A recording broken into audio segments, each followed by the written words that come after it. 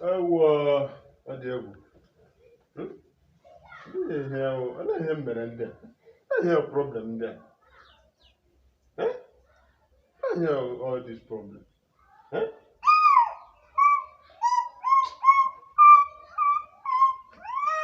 Well, I'm never done.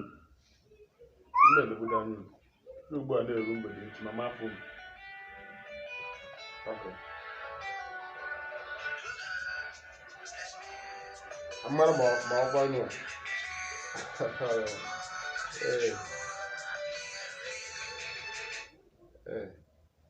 Hello.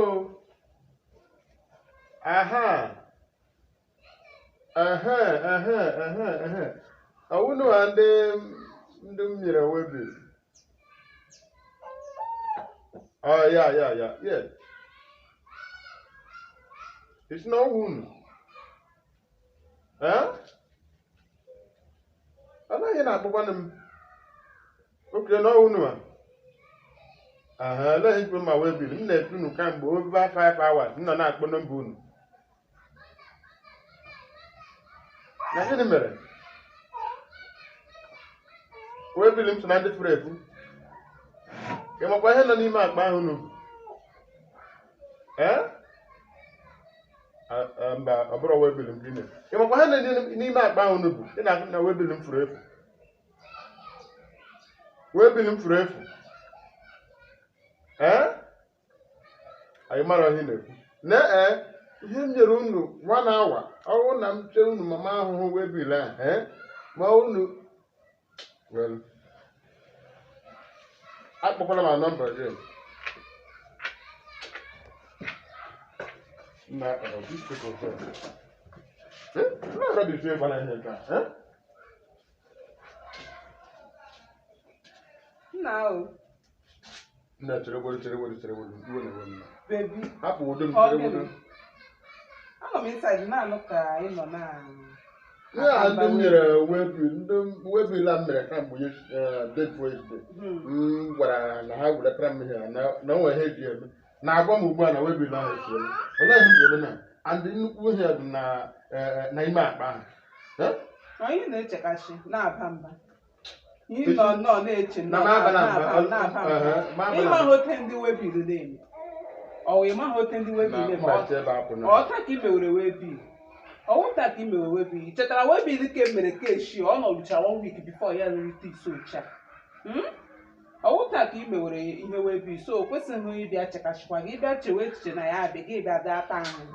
Nna m di m ọma bebi m nna asa m nwere enwere egwu ga-agụrụ gị ugbu a na ngọta ya obiọma akpa gị.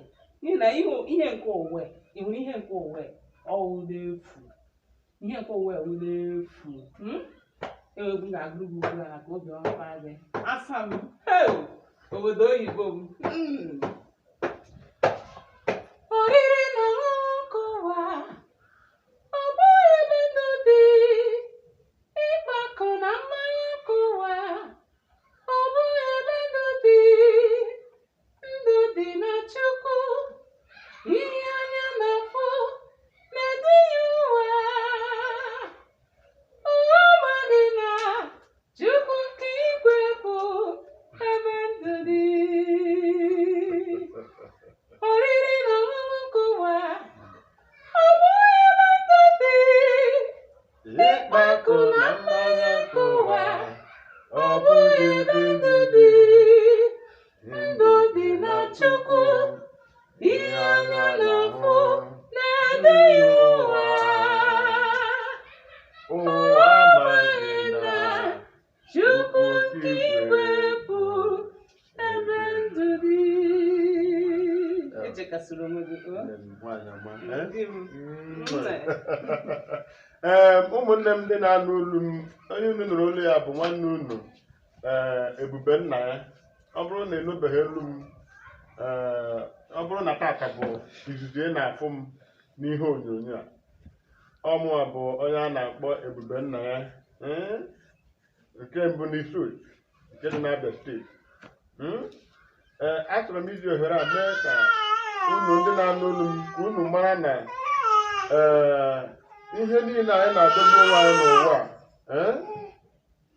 ya bụ ogwe anyị na-eme n'ụwa o nwere ndị ya ụwa bụ onye laba aghara mgbe ị nwere milion ma ị nwere bilion o nwere ihe dị ebe a ọ ịlawa ịghara ihe ndị ahụ nwanne m nwoke nwanne m nwaanyị ihe ọbụla ahụ nsogbu ihe a na-emeghị ụra aba n'anya ihe na ahịa ọbụla ọ sọkwa ya bụrụ nwanne m ndị kwuru okwu esi na-atụ onye gburu ilu ebe na-akwa mana ebe akwa bekere n'ihi na ebe ndụ dịbụ na Chukwu naanị ya ma bụ onye na-enye ndụ ya ma bụ onye na-enye akụnụba ana m enye unu okwu nkasi obi wee sị ndị na-echegbu onwe ha unu echegbula onwe unu na-emechaa na ọ ga-adị mma biko unu echefukwala ifolo my page like ya na my page tinyekwana ya ka mba ụwa wee fụ ya. Ndewo, I love you people.